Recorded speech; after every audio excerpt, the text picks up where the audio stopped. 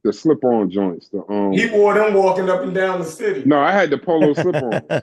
He wore them in a barrel. Hey, Chef, I wish you would take a camera to your closet right now to see all that damn UA in that whole I'm closet. not listening to no New York project niggas telling me how to dress. You got a closet full of Under Armour, and somehow I'm supposed to take fashion tips from your ass. It ain't I ain't happening. got no closet, but I got some Under Armour though. I know you do. We get discounts on it. Because everybody knows somebody that work at Under Armour, and you can get discounts and shit. You can use their discounts. So that's why I'm getting it. Damn, you say everybody work at Under Armour. Yeah, so everybody knows somebody that work at Under Armour. Wow. Yeah, I ain't know all that. That's hilarious. All right, man. We done had a good old show, man. Appreciate everybody in, man. Make sure y'all support all the channels, man. You got Brad. You want to shout your shit out, yo? Where you at? Try Media Innovations. Check us out. Sosa's World. Check it out. How about you, Chef? Where you at? Chef left. Joe, you got to shout something out, yo? Joe gone, man. Joe's asleep. Yeah, make sure y'all like and subscribe to the Pseudo Killers and the Community of Skeptics, man. Yeah, we all like having fun, man. Appreciate it, man. Social World, man. Y'all know how we do it over here, man. It is what it is, man. Appreciate everybody, man. Everybody holler at me, man. It's what we doing, man. Keep it rocking, man. Yeah, that was a good show too, Brass, on that hip-hop joint, man. Good show, that brother. Appreciate it, G. Yeah, I gave you a shout out on the joint. I don't know if you've seen it or not, though. Appreciate it. All right, man. Very, all right, man. Everybody so. Stay safe, man. Everybody keep love, man. It's all about love, man. Black men doing what they supposed to do. Black sisters doing what they supposed to do, yo. And it is what it is, man. Social World, man. And we out.